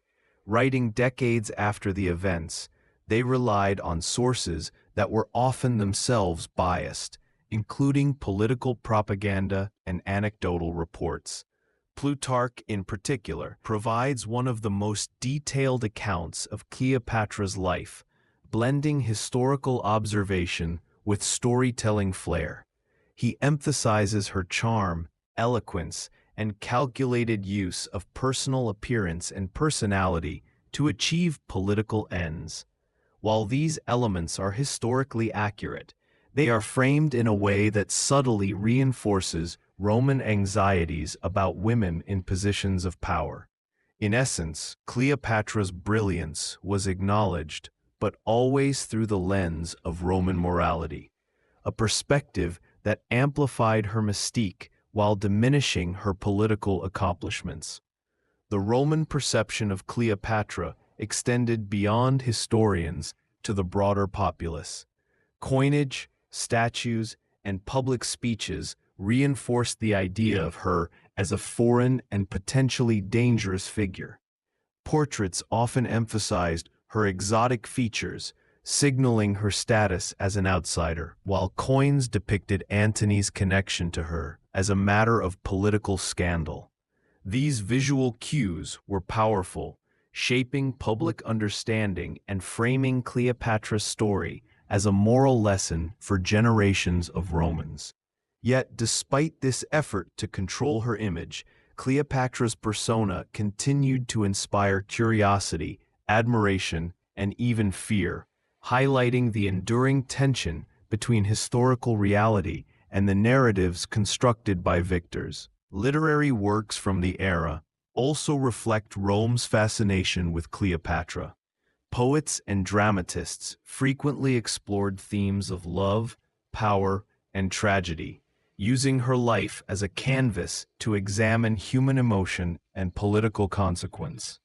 Roman writers, particularly those in the Augustan period, were intrigued by the combination of personal agency and political influence that Cleopatra exemplified.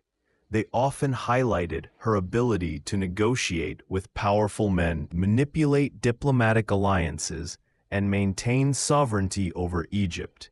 But these qualities were frequently framed as dangerous or destabilizing.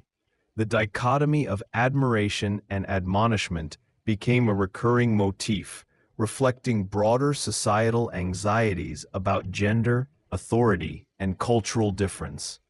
Cleopatra's depiction in Roman historiography also provides insight into the gender dynamics of the time. Roman society was patriarchal, and women in positions of overt political power were rare and often viewed with suspicion. Cleopatra's ability to command armies, negotiate treaties, and influence the course of Roman politics challenged conventional expectations, and her story became a convenient vehicle for exploring these tensions. Roman historians portrayed her as both brilliant and dangerous, combining recognition of her skill with the implicit warning that such power was unnatural for a woman. This duality contributed to her legendary status, ensuring that she would remain a figure of fascination far beyond her lifetime. The influence of Roman historians extended beyond antiquity, shaping European literature, art, and historiography for centuries. Renaissance scholars revisited Plutarch's and Suetonius's accounts, emphasizing the drama and intrigue of Cleopatra's life.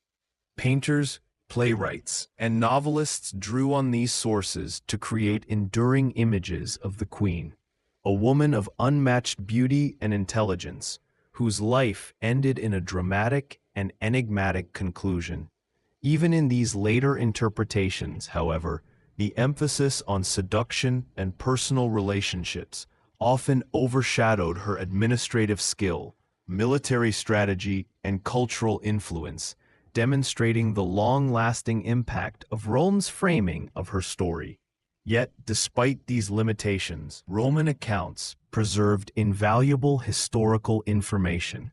Cleopatra's policies, her diplomatic efforts with Antony and Caesar, her use of naval power, and her economic reforms were all documented, even if filtered through a biased lens.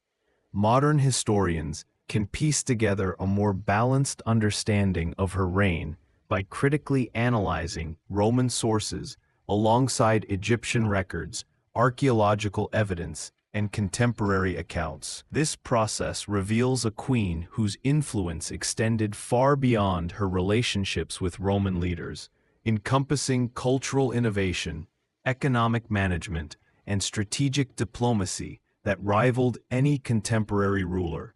Ultimately, the Roman view of Cleopatra is a testament to the power of narrative. Through selective emphasis, political agenda, and cultural prejudice, historians crafted a portrayal that simultaneously elevated and diminished her. Cleopatra became a symbol, both a cautionary tale of foreign seduction and a timeless emblem of political ingenuity and personal agency.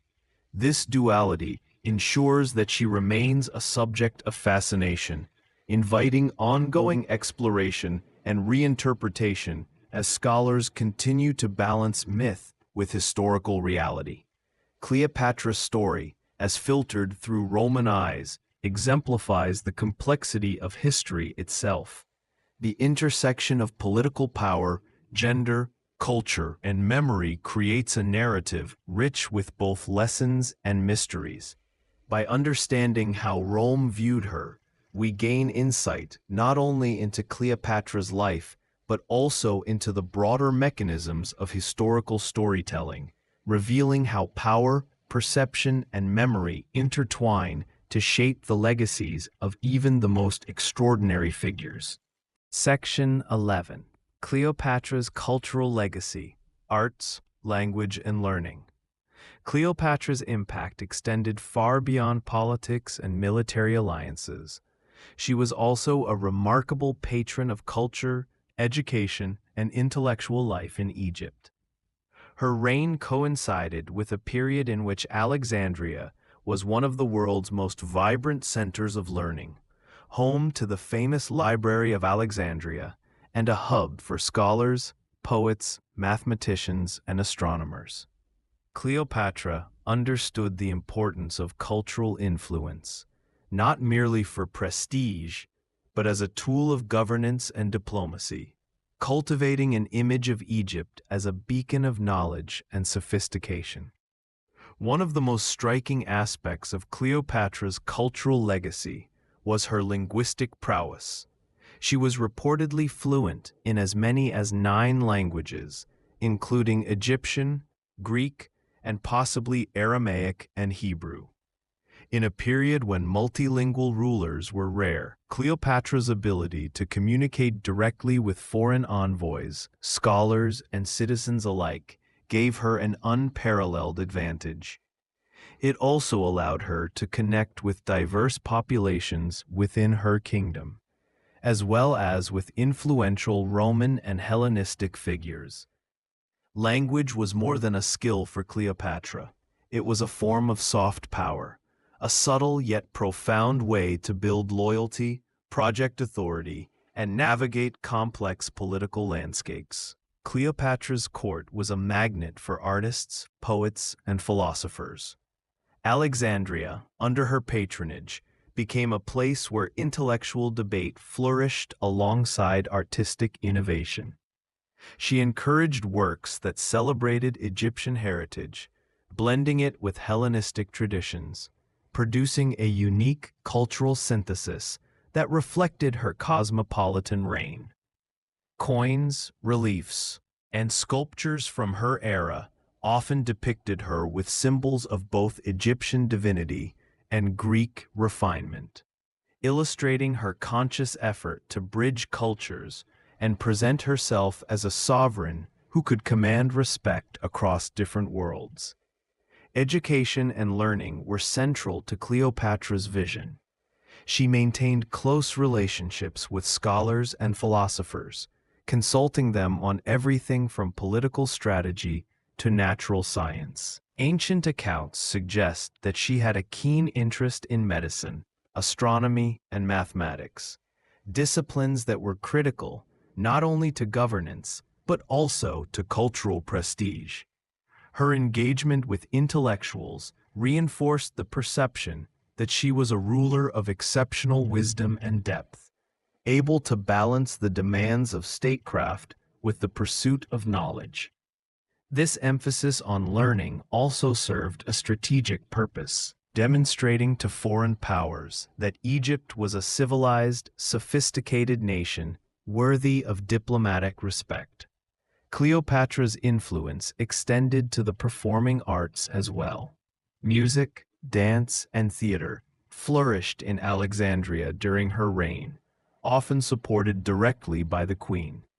Festivals, public performances, and private entertainments were meticulously orchestrated, not merely as diversion, but as expressions of power and culture. Cleopatra herself was known to perform, participating in recitations, musical displays, and elaborate ceremonies.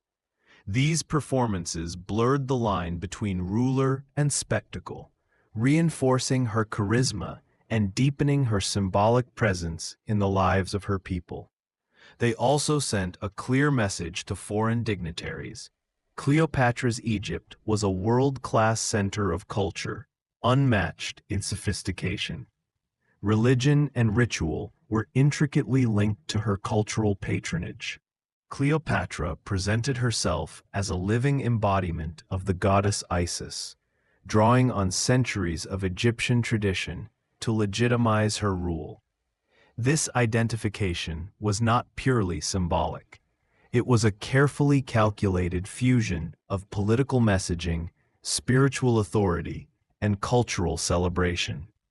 Temples and shrines received her patronage, and religious festivals were often aligned with state events, blending piety with political theater. By connecting herself with divine imagery, Cleopatra reinforced her legitimacy while cultivating a sense of awe and devotion that transcended ordinary governance.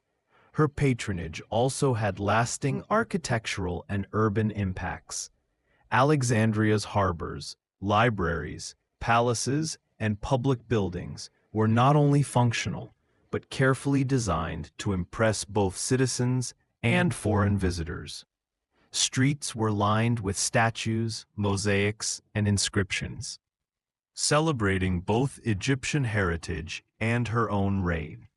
Such urban planning and cultural investment demonstrated that Cleopatra understood the power of symbolism. Cities were living testaments to her vision, combining practicality with aesthetic and political messaging. Despite the fall of her dynasty and the absorption of Egypt into the Roman Empire, Cleopatra's cultural influence endured. Artists, historians, and poets continued to reference her as an icon of sophistication, intelligence, and elegance. The legacy of her court influenced subsequent rulers, who sought to emulate her blend of political savvy and cultural patronage. Even today, Cleopatra is remembered not only for her alliances with powerful men or her dramatic death, but also for the intellectual and artistic environment she fostered, which transformed Alexandria into a world capital of learning and refinement.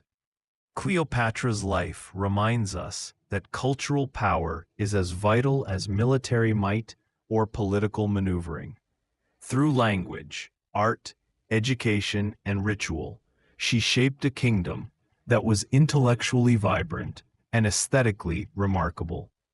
Her commitment to knowledge, performance, and cultural expression ensured that her influence extended far beyond immediate political concerns, leaving an imprint that would captivate historians, writers, and artists for millennia. Ultimately, Cleopatra's cultural legacy reveals the subtle yet enduring ways a ruler can command influence. By fostering learning, patronizing the arts, and engaging with religion and symbolism, she reinforced her authority, enriched her kingdom, and created a memory of her reign that transcends time. Her story demonstrates that leadership involves not only strategy and diplomacy, but also the cultivation of an enduring cultural identity, a lesson as relevant today as it was in the ancient world. Section 12.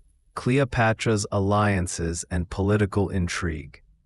Cleopatra's reign was marked by her remarkable ability to navigate the treacherous waters of political intrigue, both within Egypt and across the wider Mediterranean world.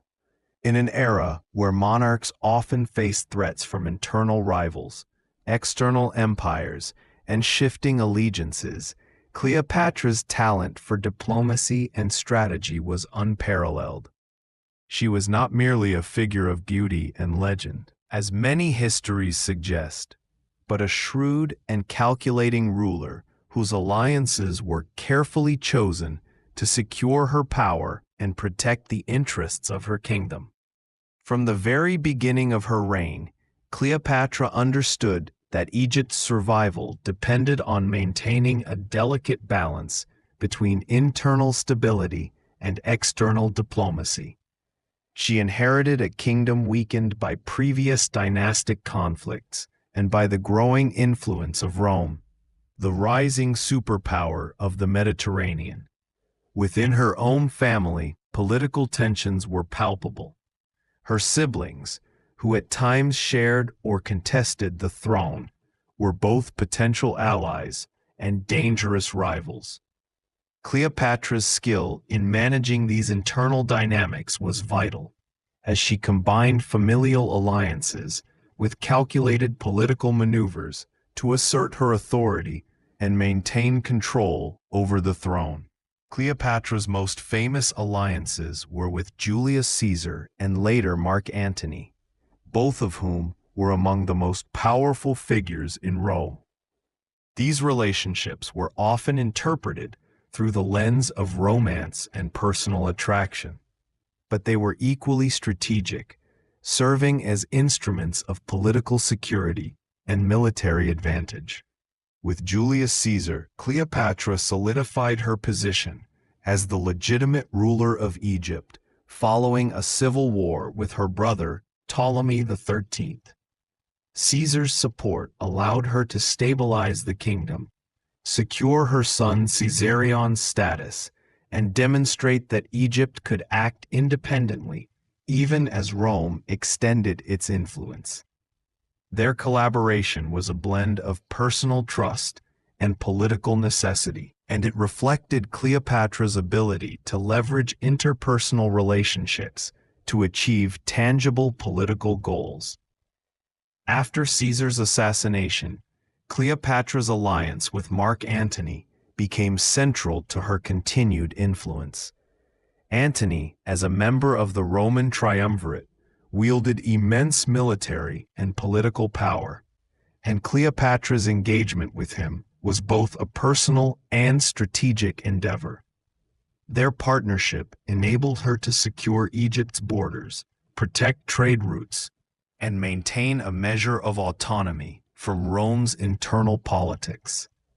Cleopatra's careful orchestration of this alliance illustrates her understanding of both the opportunities and dangers inherent in aligning with foreign powers. She was acutely aware that her position depended not only on her personal charisma, but also on her ability to negotiate complex political landscapes, anticipate challenges, and manage the expectations of allies and adversaries alike. Beyond her relationships with Rome, Cleopatra engaged in a network of regional diplomacy.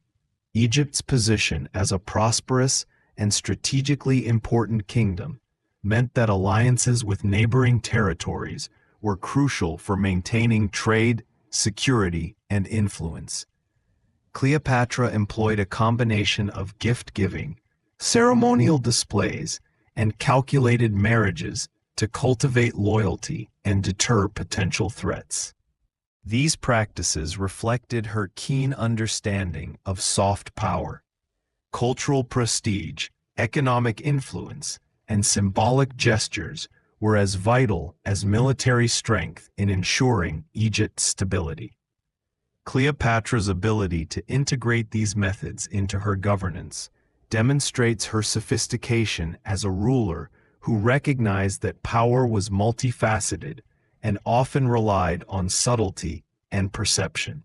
Intrigue was another constant element of Cleopatra's political environment. She navigated plots and betrayals with remarkable foresight, often turning potential threats into opportunities. Historical accounts describe how she used intelligence networks, careful observation, and personal diplomacy to anticipate conspiracies and respond decisively.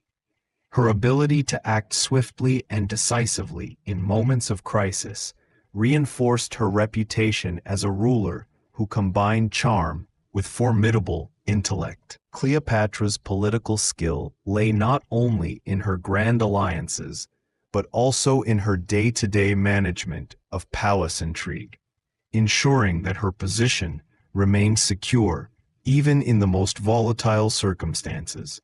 Cleopatra's alliances were further reinforced by her ability to communicate and persuade. She was renowned for her eloquence, her capacity for negotiation, and her understanding of human psychology.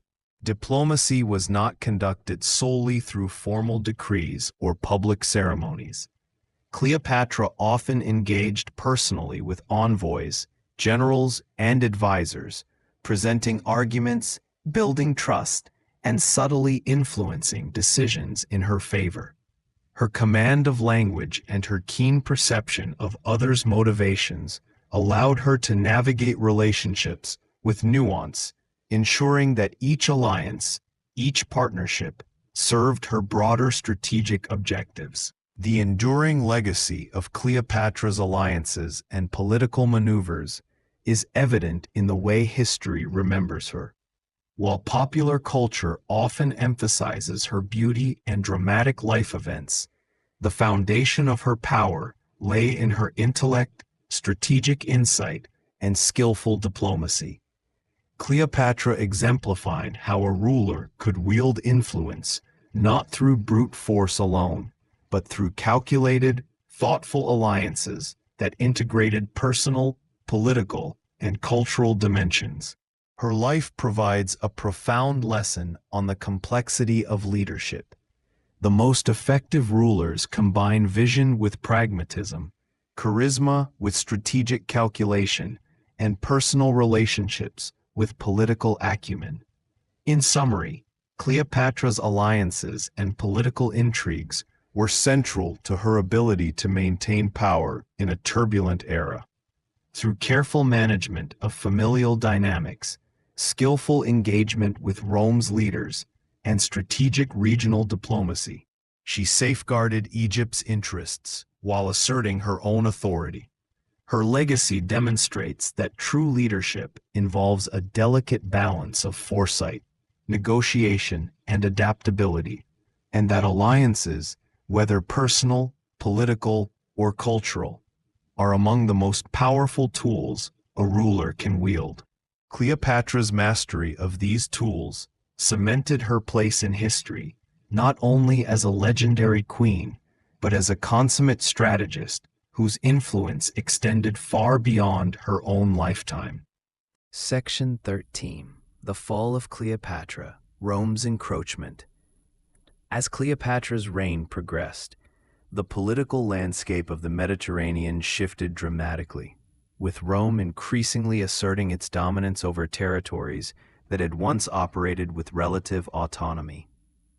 Cleopatra, who had skillfully navigated alliances with Julius Caesar and Mark Antony, now faced an emboldened Roman leadership determined to consolidate power across the region. The encroachment of Rome was not merely a distant threat. It was an immediate and persistent force, shaping the decisions and strategies of the Egyptian court in profound ways. Cleopatra's brilliance as a ruler was tested like never before, as she attempted to defend her kingdom against the pressures of a superpower that was growing more aggressive and unrelenting with each passing year. The origins of Cleopatra's challenges with Rome lay in the shifting alliances and internal conflicts that defined the late Republic period. After Caesar's assassination, the power struggles within Rome intensified, leading to the rise of Octavian, later Augustus, and the eventual fracturing of Antony's influence. Cleopatra's position, previously strengthened by her relationship with Antony, became increasingly precarious as Roman politics evolved. Octavian's determination to assert control over Egypt was a strategic move. Egypt was not only wealthy and fertile, but also symbolically significant, representing one of the last independent kingdoms outside Rome's immediate authority. Cleopatra's resistance was both a defense of her personal power and a larger statement about Egypt's sovereignty in the face of imperial expansion. Cleopatra's approach to Rome's encroachment was multifaceted. She continued to rely on her personal and political alliances, seeking to secure Antony's support and marshal resources that could counterbalance Rome's growing influence. Her strategies combined diplomatic negotiation with calculated displays of wealth and power. She hosted lavish ceremonies, organized military demonstrations, and showcased Egypt's prosperity to remind both allies and adversaries that her kingdom remained formidable. Cleopatra's use of spectacle was not mere vanity. It was a deliberate method to assert influence, demonstrate capability, and maintain the loyalty of those who might waver under Roman pressure. Despite her efforts, the situation deteriorated rapidly. The infamous Battle of Actium in 31 BCE marked a turning point, as Octavian's forces decisively defeated those of Antony and Cleopatra. The confrontation was as much about psychological strategy as it was about military strength. Cleopatra's fleet, though sizable and well-positioned, faced challenges that went beyond sheer numbers. Logistical difficulties, internal dissension, and the superior tactics of the Roman legions played critical roles.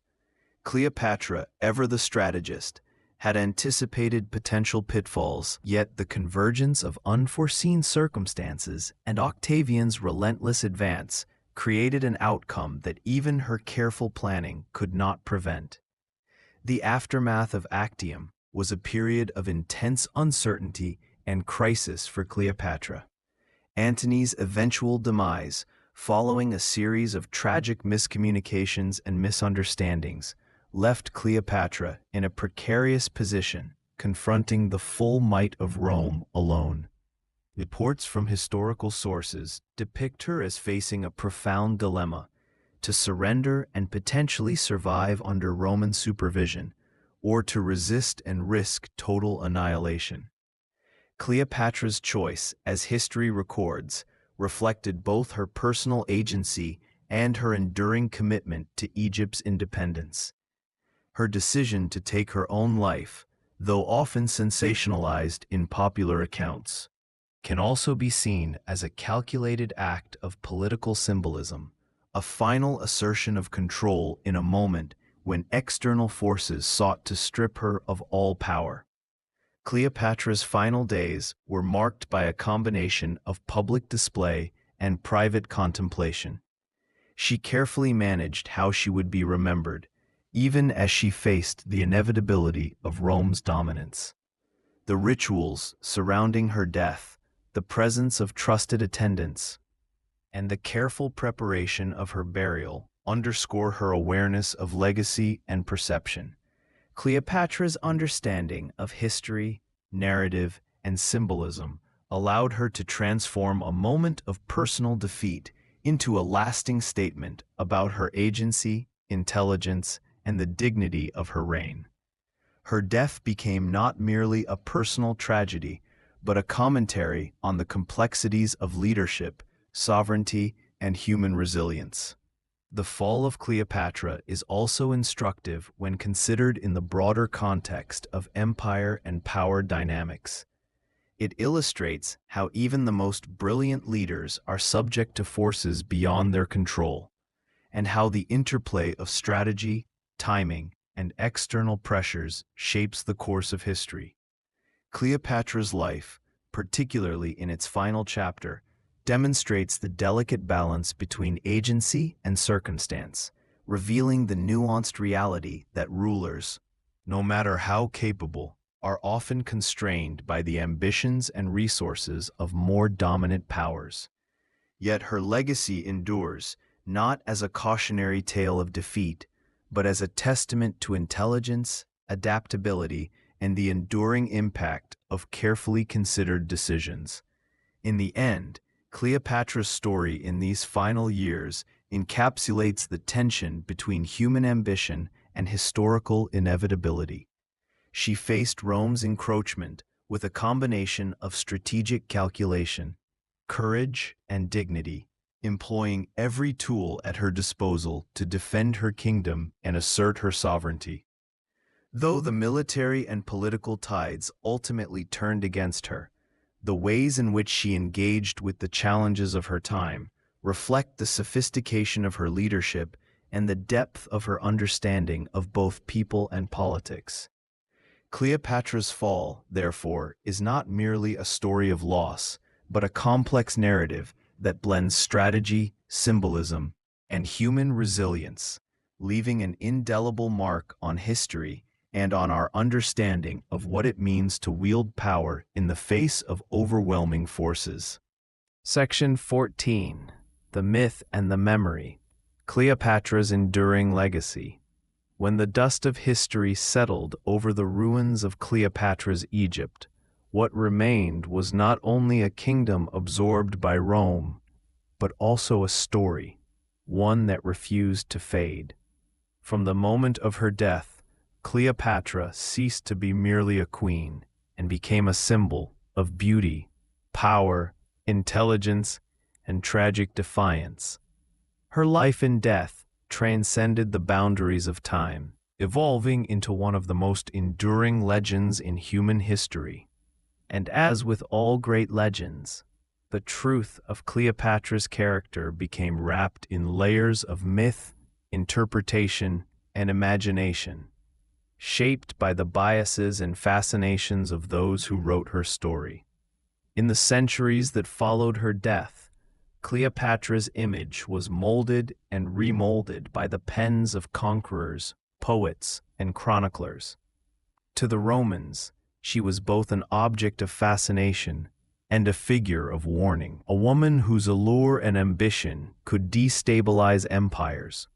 Octavian, soon to be Augustus, had every reason to control her narrative.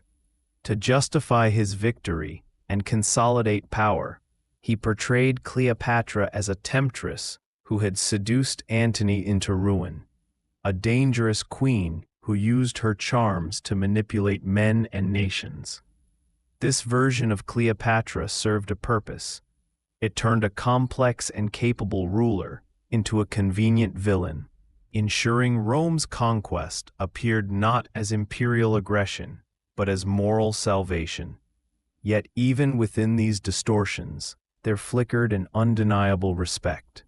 The Romans, despite their propaganda, could not entirely erase Cleopatra's brilliance. Ancient historians, Plutarch, Dio Cassius, and later Appian, recorded details that betrayed a grudging admiration for her intellect, wit, and leadership. Cleopatra spoke multiple languages, ruled a fractured kingdom with shrewd diplomacy, and kept Egypt prosperous under impossible circumstances. In their writings, beneath the moral judgments and political justifications, one senses awe, the recognition that Cleopatra had stood against the greatest power of her age and had done so with unmatched poise and strategy. As time passed, the myth of Cleopatra evolved again. During the Renaissance, when Europe rediscovered the classical world, artists and scholars reimagined her not as a schemer, but as a tragic heroine, the last pharaoh, undone by love and fate. Painters like Guido Canacci and Artemisia Gentileschi captured her final moments with haunting intimacy. The soft glow of her skin against the cold marble, the serpent poised near her breast, her gaze steady and serene. Writers, too, found endless inspiration in her story. Shakespeare's Antony and Cleopatra transformed her into a figure of passionate grandeur, flawed, yes, but magnificently human. In his verses, Cleopatra was not conquered by Rome, but immortalized in language that ensured she would live forever in the imagination of the world. The persistence of Cleopatra's legend reveals something essential about human fascination with power and mystery. Every generation has projected its own desires, fears, and ideals onto her. She was a feminist icon, a woman who ruled on her own terms in a man's world, refusing to submit to the expectations of her time. To others, she was a symbol of decadence and danger, the embodiment of the seductive East that tempted and toppled the disciplined West. Yet the real Cleopatra, the woman behind the myth, remains elusive. What she truly felt in her final days, what thoughts crossed her mind as she prepared to face death, are questions that history can never fully answer. And perhaps it is that unknowability, that shimmering space between fact and imagination, that keeps her story alive. Archaeologists and historians continue to search for traces of Cleopatra's world, hoping to uncover new fragments of her truth. Her tomb, believed to be hidden somewhere near ancient Alexandria, has never been definitively found. Every excavation that uncovers a possible clue, a coin bearing her likeness, a fragment of a statue, a ruined temple wall, rekindles global fascination. The idea that her resting place might still be hidden beneath the sands of Egypt feels almost poetic, as if the queen herself chose to remain a mystery, guarding her final secret from the eyes of history. Beyond archaeology, Cleopatra's story endures in the collective psyche because it speaks to something timeless, the fragile balance between control and surrender, between the human desire for power and the inevitability of fate. Her life embodies the tension between intellect and emotion, strategy and passion, ambition and loss. She ruled not only through might, but through understanding of people, of culture, of the theater of politics. And in the end, her choice to die on her own terms ensured that even her defeat could not erase her sovereignty.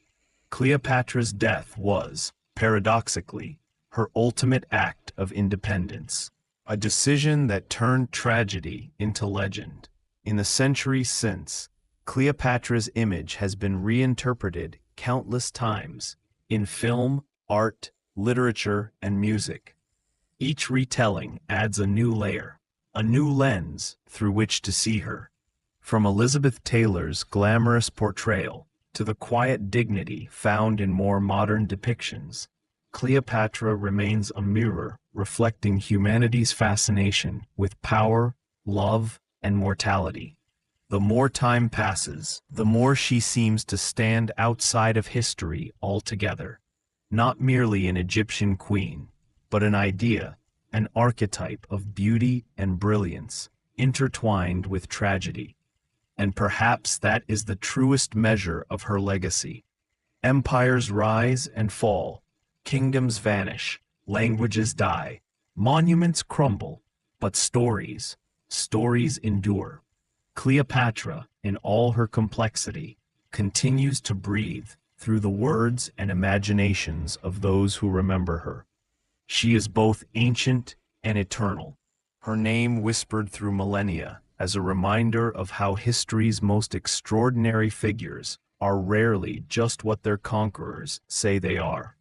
In the end, the myth and memory of Cleopatra teach us not only about her world, but about ours, about how power is portrayed, how narratives are shaped, and how the truth often hides in the spaces between what is recorded and what is remembered.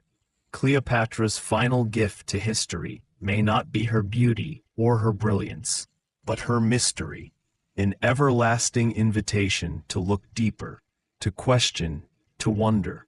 And in that sense, her story has no true ending. For as long as we seek to understand the human heart, Cleopatra's legend will continue to live, luminous and untamed, just beyond the reach of time. Section 15 echoes through time the immortality of Cleopatra.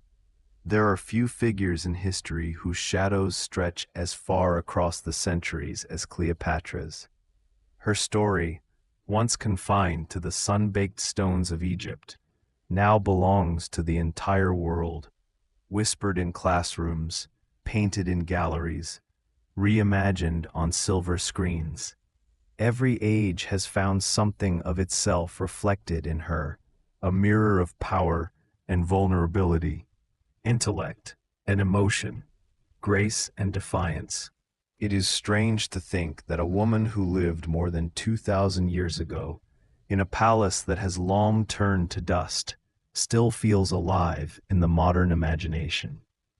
Yet perhaps that is the truest measure of immortality, not to be remembered perfectly, but to be remembered endlessly. After her death, Rome paraded its victory. Octavian's propaganda machine ensured that Cleopatra's image would forever carry the marks of danger and seduction. But time has a way of softening edges, of turning what once was scandalous into something sacred. The world forgot Octavian's cruelty, but not Cleopatra's courage. The conqueror became a name in a textbook. The queen became an icon. And as centuries passed, each culture rediscovered her in its own way. From the medieval chroniclers, who saw her as a lesson in vanity, to Renaissance humanists who praised her intellect, to the romantics who adored her passion. Even in her vilification, Cleopatra commanded attention. Even in her defeat, she retained control over how the world would feel about her. It is this paradox, power in downfall, beauty in tragedy, that makes her story so uniquely human. Cleopatra's final act was not simply the end of a reign, it was the beginning of an idea.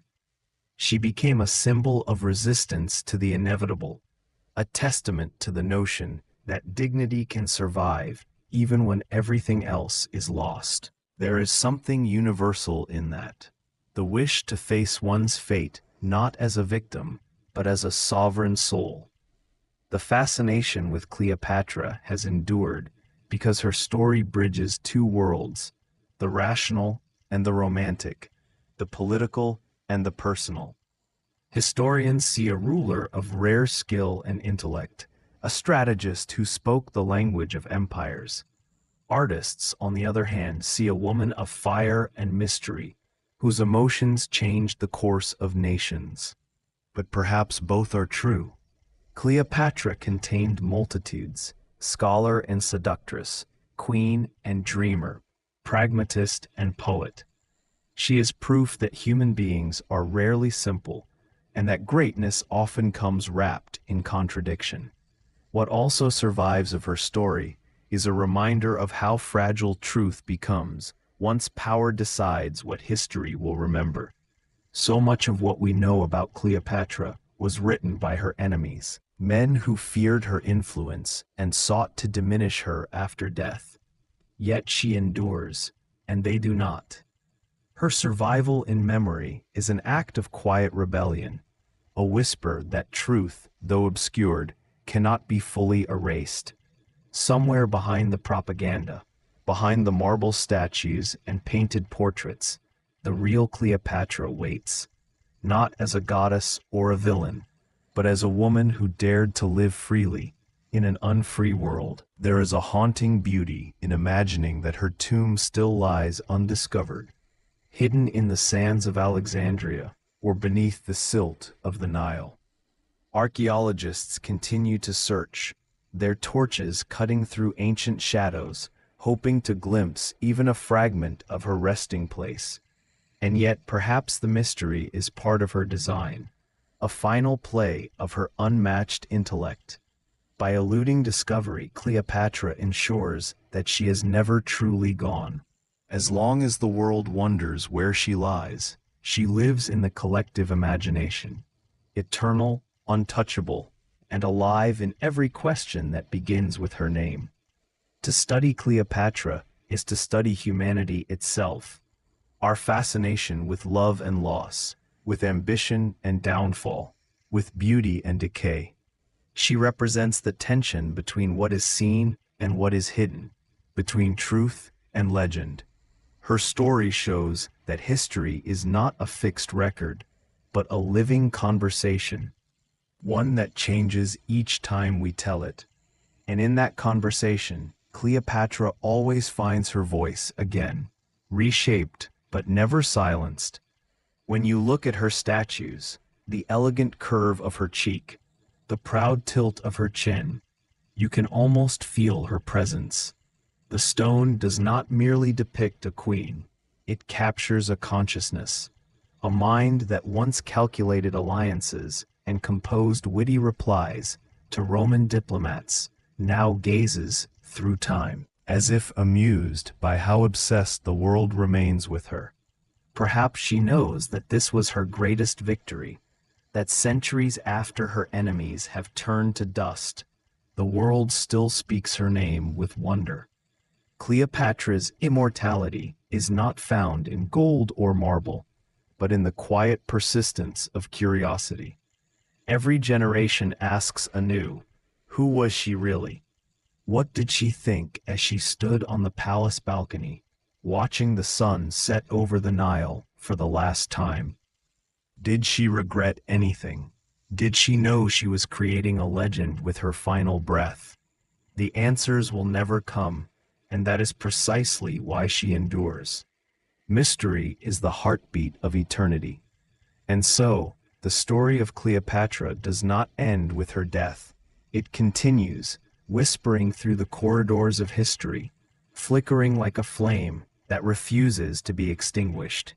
She remains suspended between fact and fable, history and myth, forever inviting us to look closer.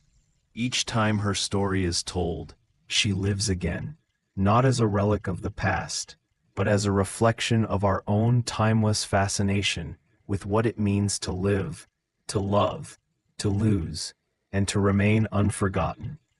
In the silence of the Egyptian night, where the wind moves softly over the ruins of temples and the Nile glimmers under the moon, it is easy to imagine her presence, poised, intelligent, watching. The queen who chose her own ending still reigns, not over lands or armies, but over memory itself. For while her empire fell, her story became immortal. And that perhaps was Cleopatra's greatest conquest of all.